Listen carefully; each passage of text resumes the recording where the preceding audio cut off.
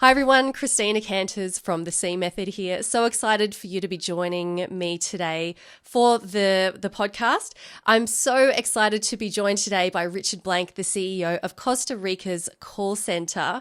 We're going to have a really interesting conversation. I'm quite excited today because Richard is very skilled in very specific areas of communication and reading people and building relationships and influencing others that I'm sure you will absolutely get a lot of value out of. So thank you so much for joining us, Richard. Christina, so happy to be with you today. And I got tons of great gems to share with you and your amazing audience. Awesome. Now, firstly, Richard, when you first reached out to me and said, hey, I think I've got something of value to share to your audience, you talked about microfacial expression reading. I'm actually going to say that again. Phonetic micro expression reading for mastering verbal tell signs. Now, that piqued my interest because I have not learned anything before about phonetic micro expression reading. Can you share what that even is? Absolutely. I would love to. And I think your audience will find it fascinating. You mentioned earlier about facial expressions, and there's nothing wrong with reading someone's body language. In fact, most people are used to reading people's expressions. Now, I always believe in congruence, where the audio is supposed to match the visual. Now, in my industry, owning a call center, the majority, if not all, of the calls are sight unseen. So phonetics to me, Christina, is probably the purest form of communication. The sound of speech, not the semantics or even the tone. Okay. And so with the phonetic microexpression reading, what I would like to show your audience is a very simple XY chart. Okay. The tone of voice should always be positive and empathetic. So you show confidence and you show empathy. Now, there's a technique called mirror imaging, and people use this in sales and public speaking, interpersonal communication, and conflict management. I use it for manipulation because if you have a consistent variable, you can see inconsistencies. So you and I can gauge somebody on how fast and how loud they speak. I believe 30 seconds to 2 minutes are probably the best sort of segments to gauge somebody. And if you happen to see a spike or a dip, it's usually when you ask a tie-down or clarification question to somebody. And so these are usually for first-time phone calls or when you know somebody for a long period of time. And even face-to-face, if you happen to close your eyes and take out the distraction, you might be able to pinpoint this. Now, I believe that a tone, rate, and a pitch could be manipulated. So that's why the answering speed, this subconscious that people have, they're not consistent. And that's pretty much the insurance policy to see if they're being consistent. Now, I don't want to put somebody on the spot or let them know they're being facetious and not being honest with me. So maybe I might ask them to re-explain it using their other senses or another way to keep it simple for me just to see that they're consistent. And so while you're on the phone, and I was doing it for years, it can seem monotonous and boring. And so I was trying to see if I could bite an apple while juggling, not acting a fool and wasting my time and not doing good work. But there's got to be some codes that we can crack and other levels that you and I can master so we could become a little more lucid on the phone and not just complacent, because most people do not show active listening. They're halfway there. And then a lot of times there's crosstalk or miscommunication. So a lot of the times we can almost control the conversation. It's just by being very engaged in it. And so that could really assist your audience when focusing in concentration on someone's phonetic speech. So Richard, can we take a step back? You mentioned earlier that you say when you're wanting to gauge someone. So when we bring it right back, let's say like for someone who's in the workplace, they're working with a team, or maybe they're speaking to a high level manager or a client, let's say. Yes. Why are these techniques useful in terms of gauging? So what are we actually gauging with the other person, and how does that then benefit us or benefit the relationship? Fantastic, Christina. You're really gauging positive or negative reinforcements. And since if it's someone you've known for a long time, you know if he gets you. But if it's someone you don't know and you can't see them, I don't know if you're nodding, taking notes, or with me. And so a lot of the times in the beginning, it's a very delicate area to where you should listen twice and you speak. There's a very good time by asking open-ended questions that people will tell you what they're looking for, so you could have been way off. And also there's an attention span. And so I believe by doing specific name drops, it's more towards transitional sentencing or tie downs. And every sentence has personal pronouns like a your or an are. So these are trigger words. Every sentence where I can just bring you in, and then knock it in for the close. And so I always believe in military alphabet, because there's a lot of the times things are misspelled or mispronounced, and the last thing you want is an email bouncing back.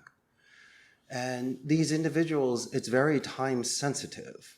So if you think that you're getting 10 minutes, you're sadly mistaken. My friend, you're looking to gain 30 seconds for a pass to pitch.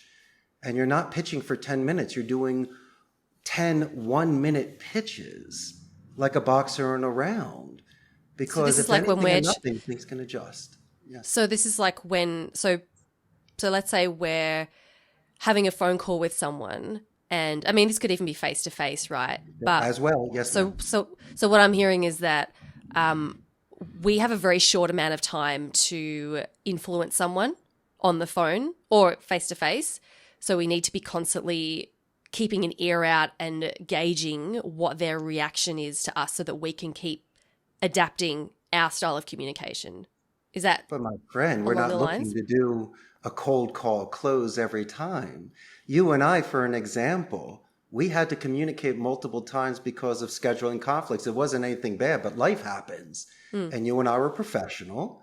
We communicated in real time, and we were extremely flexible for convenience. And I think that was wonderful prior to jumping on this podcast today. And that's not even a sale. It's just because you and I want to work together and have an episode together. But I think if people are able to gauge boundaries, and maybe somebody would like to review your credentials before a contract, or maybe what you and I could have done today is move forward 3 or 4 paces, and then tomorrow, Christina, we can always pick up where we left off. And how about this one? Unless there is a major sense of urgency, give somebody the luxury of time. Allow them to ponder, sleep on it, write a draft, and maybe not send it. Because the next day you might even make more progress that way than you would if you felt like you needed to force somebody's hand on a previous conversation. And so I always believe that if you start something, it could always grow. And you should never compare it to stuff you've done in the past. And each individual is almost like a riddle. And how about this? I'd rather collect 1 million dimes than just give me $100 bill. And so things can be chipped away. Masterpieces can be molded and worked on. And some of your best relationships, and you know this well, have been over a decade. And these things are 5-minute conversations to 2-hour lunches. And that's the way I look at an individual. You and I, my friend, don't know what's happening outside the office. There might be something distracting them or influencing their decision. So give them the benefit of the doubt. Give them 2 or 3 different types of shoes to fit in. And then you'll know how to walk with them, Christina. Yeah. Do you have an example, Richard, of like a personal example of where you had to chip away at, collect the dimes, as you say, in order to get that final end result that you wanted? Sure. And I was actually able to give myself major momentum in the beginning. 2 things I did. When I like to prospect companies, I use my anonymity to my advantage, not for the whole call because that's shady. But my first impression is not to ask for your boss or to trip up on my intro. Usually I like to do a company name spike, and I'll ask how the company is doing. So at least it sounds like a mystery shopper. I've been there before, and it really reduces any sort of defense from a gatekeeper or a filter. Wait, can I just pause you there, Richard? Sorry. So I need you to really like take me through this process. So who's the person you're speaking with initially? Anybody. But if it's a first-time impression for a secretary or a gatekeeper answering a call, right, a gatekeeper, to a security guard or an elevator attendant up front, or even the president themselves, the first thing I'm going to do is either say their name or especially the name of their company, which they're so proud of, better than they did. And so at least what it's done is, and you know this, it gave me 30 seconds, at least 30 seconds to then once again properly introduce myself and just to see if I can snap them out of this zone of cold calls, hang-ups, and bothering, just to let them know that Christina and Richard are just here to properly introduce ourselves. And prior to a contract, once I get transferred, let's just say hypothetically from your assistant to you, I will let you know verbally with a positive escalation how amazing your assistant was. I'll do it in writing at the end of the call, regardless of what happens in the middle of the call, just to separate myself, Christina, from the other people prospecting you. Can we role play this? I would love to. Let's role play this. So I'm going to pretend that I'm the secretary, right? Sure. And did I hear you say before that you say the company name better than how we would say it? How's the C method doing today? Yeah. Okay, let's reaction. You know? Let's role play this. Okay, so I'm going to be the secretary, and then I'm going to put you through to me, Christina, and I want to hear what's your secretary's name? Who are you going to be in character? Let's make my secretary Aaron my husband. I love it. There you go. Are you going to use a gruff voice when you answer the phone? Be in character? He's very friendly, but I'll try to make my voice deeper. There you go. Okay, so ring, ring, ring, ring. Hello, the C method. This is Aaron speaking. Hey, Aaron, how's the C method doing today? Oh, ticking along. That's what he would say. Well, that sounds good to me. My name is Richard Blank, and I'd like to see if I might be able to speak with Christina for a minute, please. Can I ask what the call's regarding? Absolutely, Aaron. The reason for this phone call is that I'm in Costa Rica. I got an amazing call center. I collect pinball machines. In Excess is my favorite band in Australia. And I just would like to touch base with it for 30 seconds to properly introduce myself. Oh, wow. What kind of pinball machines do you have? Oh, my goodness gracious. My oldest is a 1976 Bally's Freedom. I got 13 of them. One man's trash is another man's treasure, and I'm so glad, Aaron, that you brought that up. I tell you what, when you ever come and visit in Costa Rica, we'll do a pinball marathon. How does that sound? That sounds absolutely fantastic. I love me a bit of vintage gaming. All right, I'll put you through to Christina. She should be available. Before you transfer me, Aaron, I just want to let you know that you did an excellent job, and when I speak to Christina, I'm going to let her know that. Thank you. That means our marriage is strong then, still strong. I'll transfer her through. Excellent. Then ring, ring, ring, ring. Hello, Christina speaking. Hey, Christine, this is Richard Blank. I just got to let you know that Aaron is probably the greatest employee that I've ever spoken to. You should be very proud working with him. Aw, thanks, Richard. Can I ask her what the call's about? Well, absolutely. He was kind enough to transfer. My name is Richard Blank. I'm with Costa Rica's call center, and I just wanted to touch base and introduce myself, let you know I got a great call center in Central America. I collect pinball machines. In Excess is my favorite band, and I just wanted to share some of our services with you to see if this is something that you may be interested in. Awesome. All right, pause role play. Big round of applause, Richard. But that check it out. When I call your company back and I speak to your amazing husband, you know he's going to remember me. And he's also going to thank me for saying that to you and in writing. And then he might also tell me your direct extension, an anniversary or promotion, something of your company culture that may move the ball forward a bit. And those are the sort of things, my friend, that we just pay it forward. And as you can see, your husband actually gave me the pass the pitch. So rock on, I got through. Can I summarize what I believe you did there? Yes, ma'am. So firstly, you asked how the company was going, and you said the C method name with so much joy and excitement that I got excited just hearing, what my company was up to. So that was one thing. Yeah. The second thing, you used Aaron's name. You said, "Hi, Aaron. How are you doing? How are you doing?" Which I believe builds that rapport because people also love hearing their own names. Yes. You also mentioned a couple of interesting facts about yourself that I wouldn't have expected on an initial call. So you said you've got a pinball collection and that In Excess is your favorite band. Why do you do that? And is that random and weird? No, because I'm extremely proud of In Excess and everybody in the world should listen to them. Why? Because if not, I'm going to sound like everybody else. And you're going to hang up on me. And it's going to put a bad taste in your mouth. And yes, you don't need my pinball machines. And I'm sure you love In Excess. But what's that have to do with the C method? It's got a lot to do with the C method. Everything's got to do with everything. Because I'm letting you know that I'm vulnerable. I'm showing with you 3 or 4 things that I do at my call center by playing pinball with the agents, by moving from Philadelphia to Costa Rica, by once again talking about walkabouts and In Excess and stuff. At least I'm showing some major interest in your amazing country. Yeah. And so these are the sort of soft skills that could be a Me Too technique that someone could. I chose 3 different things: travel, music, and games. And business. And so one of them had to hit. I could talk about food if you want. So, you're not going to do shrimps on the bar. Yeah, I could have done that one, but everyone does that one. But yeah, and I try to be non-threatening. I don't do this on every call. I mean, once again, someone says, "Who are you?" Well, that's when we use the buffer boomerang technique. Not saying Aaron's tone was negative, but sometimes they are.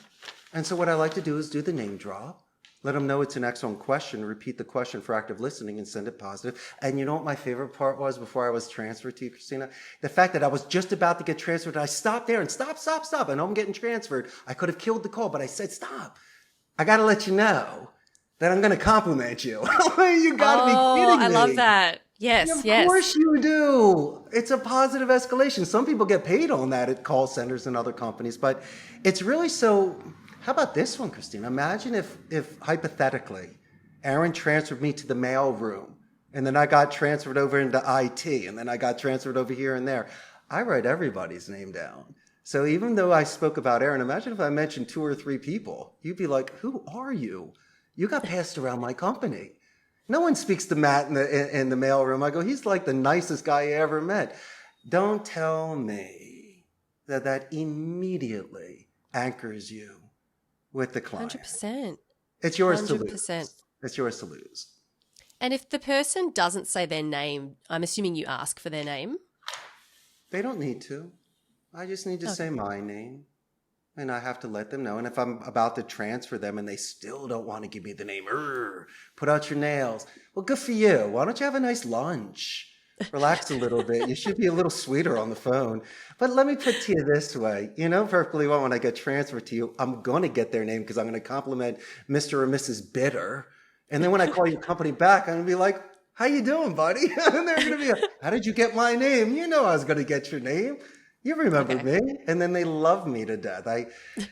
I get them to shed a skin a little bit. Once someone gets complacent, especially is the first impression of a company, that's terrible. There should be bells and whistles, trumpets, red carpets, guns a-blazing. And so maybe it's just to remind them that they need to sell that sizzle and to bring somebody in appropriately so you can meet in the middle and start strong. That's just my thought. Can we talk about the buffer boomerang technique? Because you held up the piece of paper. And for the people who are listening on the audio, can you explain? So I'm going to read it now. So at one side, there's buffer and a 2 in the circle. And then it's like a smiley face. And at the other end of the smiley face, it says boomerang. And underneath it says, that is a good question.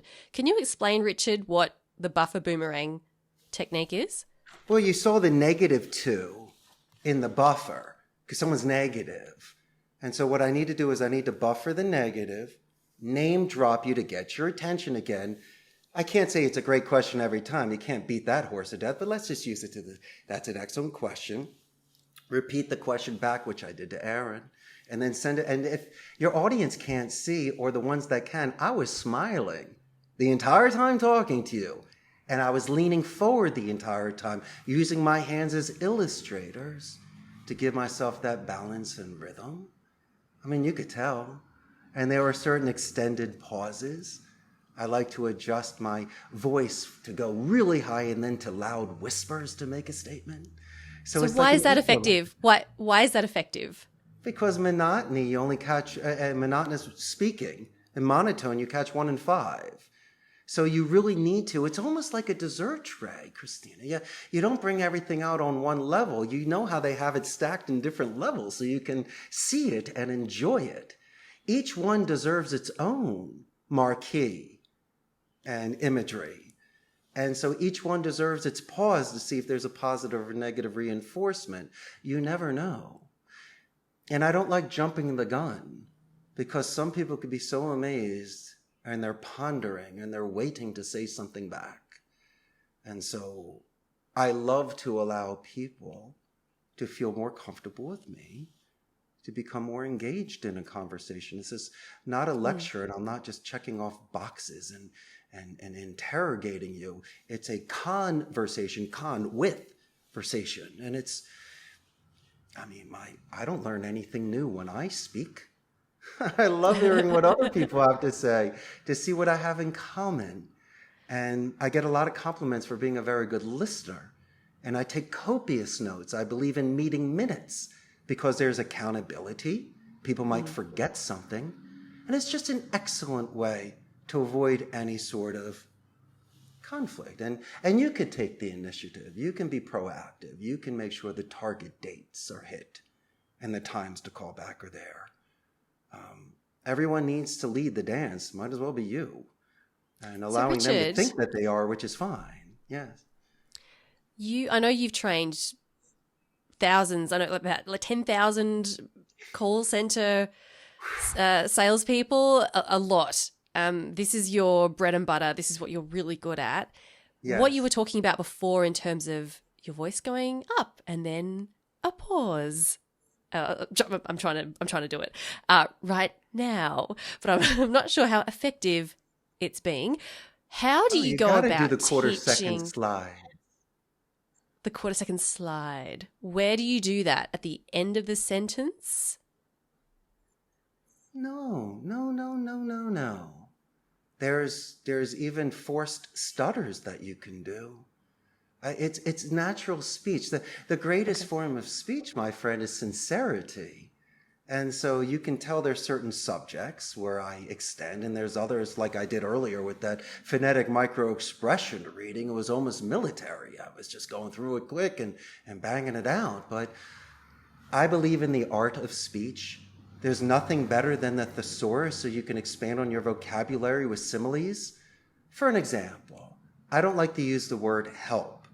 I think that you could adjust it with a certain assisting tone. How about a guiding tone? And my favorite, Christina, is lending a hand sort of approach. Okay. And so just that way alone, you can almost give yourself an advantage in regards to your momentum because you're being sincere. You are standing solid ground. And obviously, you are very excited about what you're talking about. It could be any subject, but here's the beauty of it. You don't need to sell anything first. Put that stuff away. You and I should be talking about our lives prior to me sharing my products with you. Now, how about this? As a salesman, no one ever bats 1,000, but you got to let me go the 15 rounds, or at least I got to earn it. And from an educated point of view, make a decision.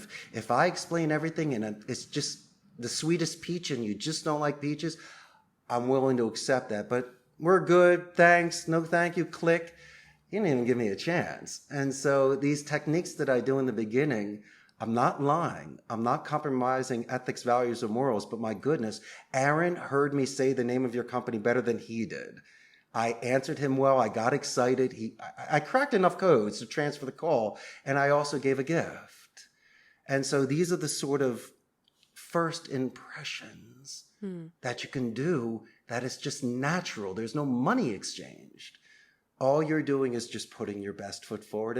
And that should make for amazing days where you jump clouds, where every call could be 80% the same, but there's still 20% special sauce. I mean, you do like a certain topping on your ice cream. And I love those sort of things. I always try to look for that on every single call. Okay. So it's like you don't even need to change a lot of how you're talking. It's maybe tweaking a few of those things, especially to start with. So if someone's never even thought about this before, never thought about their tone or thought about making that great first impression, these are some tiny tweaks that they can start to do in order to make, put the icing on top, like you say. Richard, how do Dedicated you... practice. Yeah. They need to record themselves. No one likes how they Okay. sound, but they do realize that they can make that sort of adjustment. Maybe they have certain actors or actresses where they find that their tone of voice is not offensive. They like their rhetoric. They like their delivery. Some people watch Al Pacino movies like Scent of a Woman and they get inspired. Others will Okay. see The Wolf of Wall Street or Glengarry Glen Ross and get inspired. Or how about Dead Poets Society? You might see a movie or Patch Adams when you have an inspirational doctor or teacher.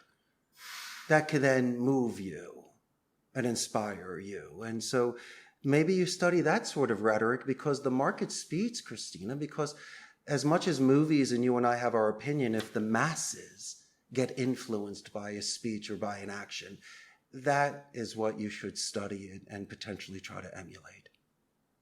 So, Richard, what do you say to people who might be listening, who might be thinking, well, what about me just being my authentic self?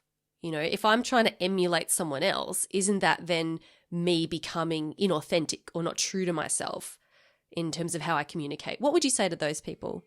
Excellent question. And let me rephrase that. And thank you very much. You need to be you, because if you try to be somebody else, you're not going to last long. You'll get caught after 20 minutes. And so since English is their second language in Costa Rica, really my suggestions were about proper grammar.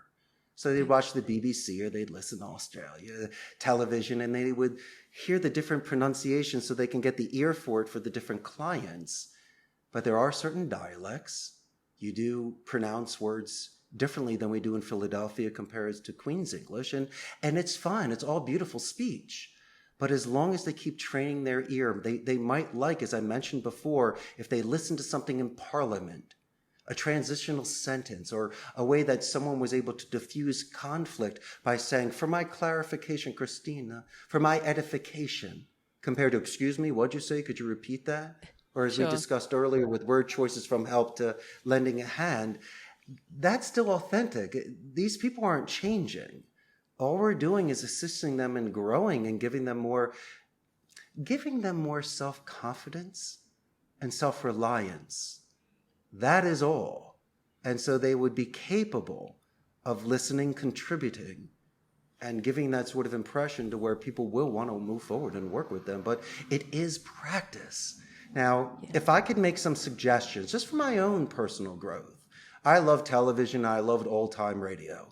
And so my favorite speakers were Basil Rathbone back in the 40s and 50s. I enjoyed very much Jeremy Brett that did a Sherlock Holmes series in the 80s. And I liked Pierce Brosnan as Remington Steele and Dirk Benedict as Templeton Peck in the A-Team. I thought these were phenomenal, glib, clever, poised, balanced speakers. And I gravitated towards that. And I thought that it was very nice and charming to be able to have an extensive vocabulary, to sit up straight, to speak well. And I realized that a lot of doors open that way for you. You might get a second plate of food in someone's house. You might get Richard, asked back. When did this start? When did this journey for you start? When did you first realize that this type of skill was so powerful? When I was a young man, I was taught when you go over to a friend's house to wipe your feet and ask for permission and just know your pleases and thank yous. And so instead of being known in elementary school as a bad child and not asked to come back, most of the parents said, you're one of the few friends I allow Christina to hang out with. And so I realized that by being polite was better than cursing. It's better to clean a window than to break a window. And, you could always grow up and live life and figure out the stupid things to do in your childhood. But when I was in my 20s and individuals were going for job interviews and they were too well rehearsed, they would stumble upon themselves.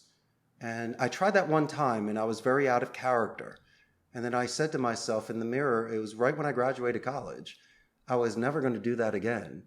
Christina, either they're going to love me or they're not going to want to work with me, because if they love me, it's going to allow me the sort of liberty and freedom to be me, and you'll get the best out of me.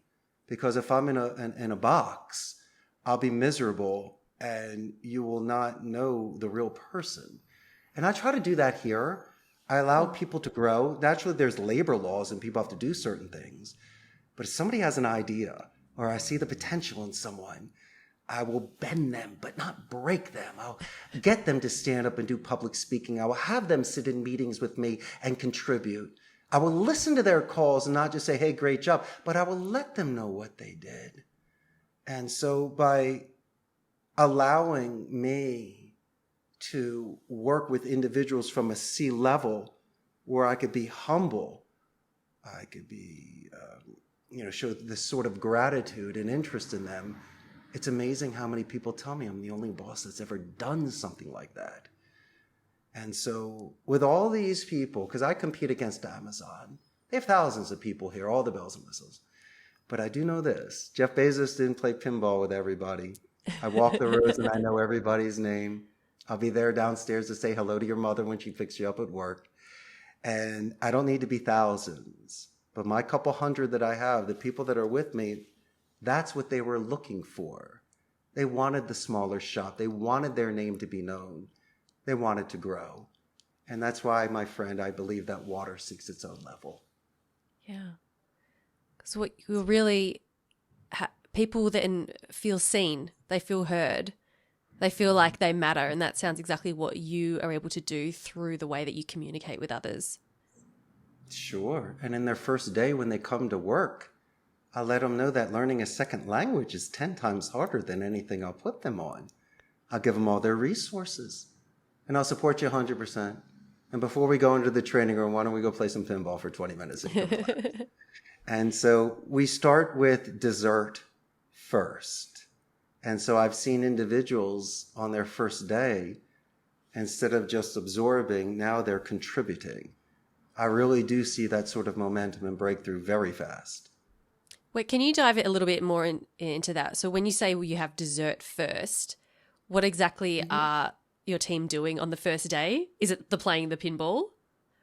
Of course, before even the training class. So it's basically having fun. So it's having fun, building culture before they've even watched the first onboarding video. My friend, it's helping them relax. Love it.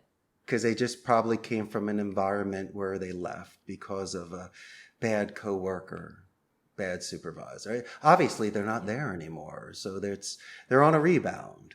But I cracked a code. When people are filling out their applications and putting in everything that you want to hire them for, I asked them to turn their paper over and why don't you write me a couple paragraphs of a coming of age moment.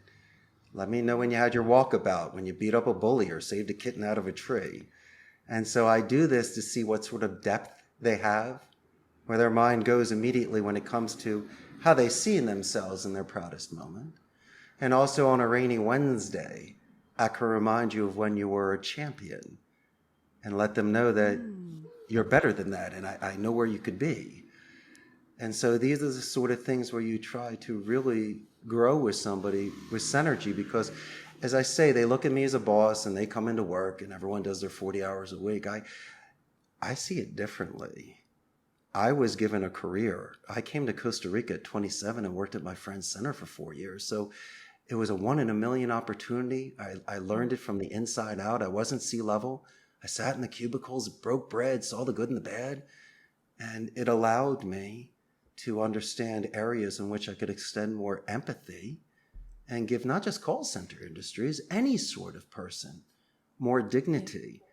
And I knew if I was ever given that shot, my base foundation would be play, empathy, and just showing that sort of respect to people, because it's done well for me. I have a very nice reputation here, and I am a guest in this country. And so the fact that I was embraced, I was able to build a business in a very competitive industry. I count my blessings every day. This should have never happened. And so it really puts things in perspective on being bold, and fortune does favor the brave. And from time to time, my friend, there may be naysayers and gray believers out there. And it's only because they love you. But if you have this sort of thing in your heart, then by all means, you should drink life and you should go for it. And I really respect people that are responsible financially and with their family, but have the sort of vigor to really put their hat in the ring, or as John Wayne said, die with your boots on. And I love seeing people like that because, they're living the most fulfilled life. Love it. Richard, I know that we are running out of time somewhat, and I know you said at the start of this conversation we could talk all day, but we actually don't have all day. No. You don't have all night. I know it's nighttime where you are. Final two questions, Richard. Sure. What's one final tip you could give to a leader or a manager, someone who has a team who would like to, do more of what you've just talked about, have that great camaraderie and have the trust and respect of their team and have their team just love being at work? What final tip would you have for them? These amazing individuals that rose to those positions, they earned it. But they also can't forget where they came from. So people need me time. They need to walk away. I'm not sure of your outside activities, but I myself, I like working out in the gym. I wash my convertible on Sundays. We did speak about pinball marathons. And these are the sort of Richard times where I put my phone away, I can decompress. And I'm not really into Eastern meditation, but I have my other areas in which I can tap into my consciousness. And so it will allow me to, and we mentioned this earlier about luxury of time. If people are running groups and they can think about things, they might have overextended themselves in one meeting. They might have not said enough. Or maybe what they should do once again is to allow every individual to give every single opinion out there. And collectively, through synergy, you can bring that group together. And so your ego is fine. And you don't want people to fear you, and you'll get the job done. And your employees have the leverage. They can always quit. So I don't think cursing, yelling, and screaming does any good. But I do believe that these individuals that work with you have families and children. And as long as you take that into consideration and you give them the benefit of the doubt, and I've even told agents to log off, go to the bathroom, throw some water in your face, and get back on that phone, where somebody might need the unofficial timeout because they're having a moment. And so you have to do that. If you think people are robots, they will leave. And you don't need to go out drinking with them. That's their private time. And some people don't even like to drink. And don't think pizza parties solve things either. It's got to be the time that they don't expect the flowers. And sometimes they even claim that the greatest gifts are not store-bought cards, but the ones that you personally write. And how about this? I'm not going to say, Christina, you're doing a great job. You're my favorite. High five you. No. Last Tuesday, when you got on the phone with Mrs. Jones, I listened to that 33-minute conversation. Wow. I cannot believe you confirmed her email 4 times. Dog was barking in the background. You put the dog away. You asked about the dog. Everyone's laughing. The client loved you. And then you're saying to yourself, my God, you actually listened to me for 33 minutes? And I'd say, Christina, of course I did. Because if you were in my shoes, you would have done the same. And so when you look at me, you go, I'm not going anywhere. This guy's great. Forget the pizza party. This guy actually listened to me for 33 minutes and really picked apart my call. So you're amazing and dear supervisors and managers. Show some authenticity. Just don't say, good job, champ, and call them chief and ace. Really let them know. Really let them know what they did. And try to assist them in every way that you have to get them to different levels. And if you feel insecure that they're going to take your job and your position, then you're not doing a good enough job. All is fair in love and war. If you earned it, somebody else could too. And so just be the best you can be and try to bring other people up, because who's to say that you're not going to get promoted and then these people are going to work with you. And so don't be selfish. Everybody deserves their chance. And if you're number one, then you get that position. And look how hard you and I work. You make it look easy, the C method. Look at this. They should only know what you're doing behind the scenes. And so I think if people are willing to take that sort of responsibility, then the golden ring could be theirs. Love it. Love those final words, Richard. Look, I really appreciate you taking the time to join us on the show. I'm going to have to listen back to this conversation and take notes and unpack everything that you shared, because there was a lot in there. If people want to reach out to you, connect with you, or learn more about you, Richard, where can they find you online?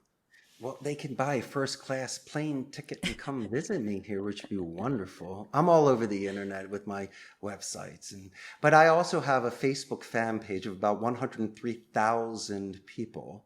And so when this goes live, you're going to have a lot of new fans. And it will also give your audience a chance to see the business process outsourcing industry in Central America. Just real quick, we're north of Panama, south of Nicaragua. We're the only democratic society in Central America. There's no standing army, Christina, so there's a 95% literacy rate. We have the best infrastructure. They claim that Costa Rica has the most neutral English accent. We're known for medical tourism and especially ecotourism. So if you like surfing, which I know Australia does, we have waterfalls and monkeys and iguanas and butterflies, and it's just a wonderful place to visit. I'm here, your friend. I got 1,000 suggestions for you and your audience, and Christina, I really can't thank you enough. I thoroughly enjoyed our time this evening. Oh, well, Costa Rica sounds absolutely wonderful, Richard. It's going to have to go on my list now of places to visit. It sounds wonderful. Thank you so much again. It's been such a pleasure. Pleasure is mine.